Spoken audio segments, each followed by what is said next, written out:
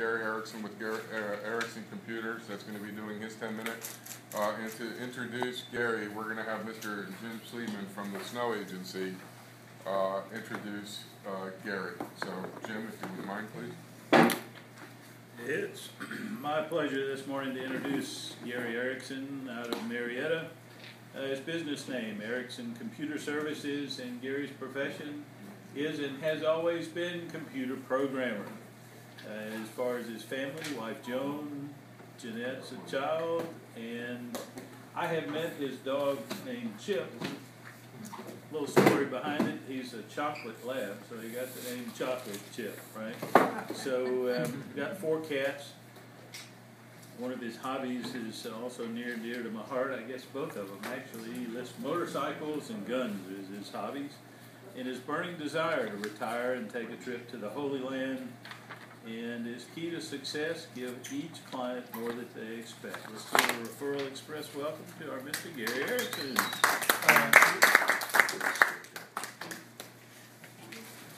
I guess it's, I have a heritage of always having handouts whenever I give a presentation. I'm going to give out a handout. And if you'd also take a pen as a reminder.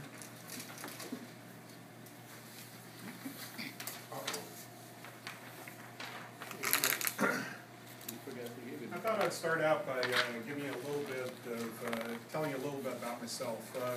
When I started, got out of college, I started to work with IBM. And they hired me in Boca Raton, Florida. That probably was a bad decision on their part, since from the day that I got to Boca Raton, I really didn't like it. So about 4 years later, I was able to move up to Atlanta. And I've been in Atlanta ever since. I originally came from California, and you know, California and Atlanta is a whole lot closer and you know, better for me anyway.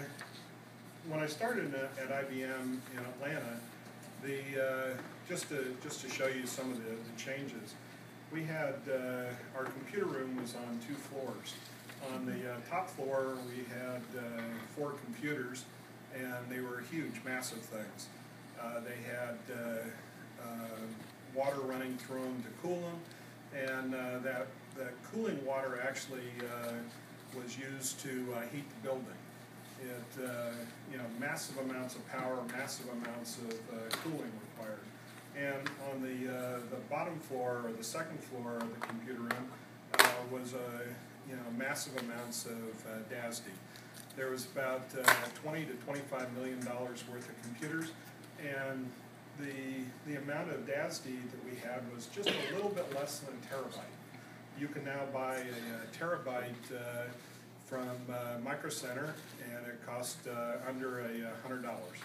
And my iPad here has a little bit more computing power than those 4 massive computers did when I started. And this was in well, I started with IBM in 1973, but you know, the computers I'm talking about were from 1977 in Atlanta. So, you know, you know, computers have changed a tremendous amount over the years. One thing that hasn't changed, though, is that you have to do the same types of things to computers. You have to keep them maintained. You have to, you know, if they have a problem, you have to debug them and solve those problems. You know, you have to go through and find software that's going to work for you, and you know, that hasn't changed. The difference is that when I started, there were professionals that did that kind of stuff. You know, I was a member of a department that the only thing we did was to take care of computers. You know, we were called system support. You know, nowadays, you know, everybody that owns a computer is expected to do those same types of things for their computer. You know, the only problem is that they don't give you any training. You know, the training nowadays comes as you know, if you're lucky, there's some help text or, you know, maybe a quick install guide if you're doing a printer or something. So, you know, you know, obviously it's gotten easier and, you know, there are less problems, but, you know, the fact still remains that, you know, you're expected to do the same thing that, you know, a team of professionals did for the computers, you know, in years past. I worked for IBM for, I guess it was 36 years, and in 2009, I was let go. So when they, you know, when they said that my job was going to India, and I was, you know, I could go to India if I wanted to, you know, if I wanted to keep my job, I decided, well, you know, it probably isn't what I want to do. So I looked at, you know, what I've been doing and what I enjoyed doing, and, you know, I felt that I was too young to quit, you know, working and just retired. But I also looked at, you know, the idea of going back to work 9 to 5 and starting over from the you know, the ground up and working my way up to a good position. I decided that wasn't what I really wanted to do. So I, you know, looked at what I'd enjoyed doing in previous years, and what I really enjoyed was working with computers and helping people solve problems. So, you know, I came up with a list, you know, a list of services, you know, things, skills that I had acquired over the years, and I came up with basically this list of services, and I started my own company called Erickson Computer Services. Some of the services that I provide are very similar to what I did, you know, back in the 70s for IBM. You know, for example, you know, I did I have what I call a small business service, and I'll go over each one of these in a little bit more detail. I worked on networks when I was with IBM. You know, periodically we had to go tune up our computers. We had to get rid of the old files and get, you know, clean up all the stuff that had built up over the years. You know, there was a whole department when I was with IBM called data services. You know, they would move data from place to place. They would, you know, make sure that things were backed up, whatnot. You know, we were continually doing upgrades. You know, one thing that we didn't have back in the 70s was viruses. There just wasn't any computer viruses back then. We did have hackers where people would, you know, usually young kids would try and get in, hack into the computer, and, you know, they wouldn't be installing viruses on your computer, but what they would do is they would put a little sign saying I was here or something like that, and it was sort of a badge of honor if you were to, you know, break into a computer system. You know, we were continually doing hardware diagnostics and fixing, you know, software and hardware problems. And, you know, periodically we get a new computer, we do new computer setup. So, you know, these things that I call my services are really things that I've done for the last 36 years.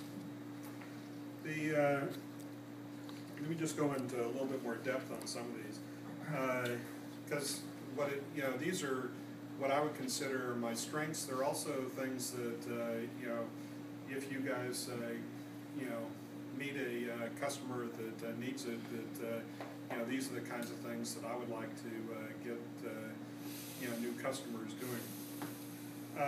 You know, for a small business, you know, not necessarily all small businesses have servers, but if they do, you know, a server is much more complicated than just a regular 2 minutes. Good gracious! This is too silent. Yeah, I don't think we're going to get to it, and that's good for you guys. But you know, you know, basically, I'll do anything that is IT related for a small business. Probably some of the things that you know, most small businesses don't have servers.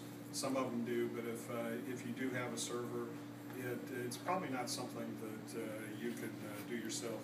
In the data services, transferring data from old computer to new computer is one of the things that I do.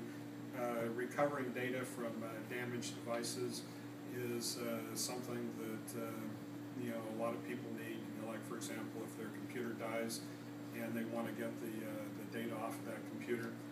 I also do forensic disk analysis, which is going through and finding evidence of crimes or pornography, things like that on a hard disk.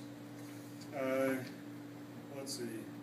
Since I'm running out of time, you guys can read this, but the type of referral that I'd like to get is a small business, somewhere in the 8 to 10 person type business that they've gotten they have too many computers to do it themselves, but yet they don't have enough computers that they need a full-time IT person on their staff. That would be a perfect referral to me. I've got a one from this group of people, which has been a very effective business for me. If we could get some more, that would be perfect. Any questions? Yes. Gary, what's the next thing in technology that we're going to hear about that's kind of a new thing we don't know yet that's going to affect us? I wish I knew that. If I did, I think I would jump on it. But I think certainly the thing that is growing the fastest right now is your tablet type computers. By far, that's where the majority of the activity is for even for businesses. Businesses are now looking at the types of unique programs that they can write that would be an advantage to them. I've seen people that are salesmen of furniture, for example. They'll go in with they have their list of customers. They open it up. They have pictures of each one of their pieces of furniture that they do. You just touch the piece of furniture and put the number of units you want. At the end of it, they press a button and it sends out an invoice to the customer. It sends out a build list to to their manufacturing reps. It's all done very quickly and easily, and the incidence of errors in their inventory, errors in what they buy have gone down quite a bit. So that's the kind of thing that I think is going to happen in the future.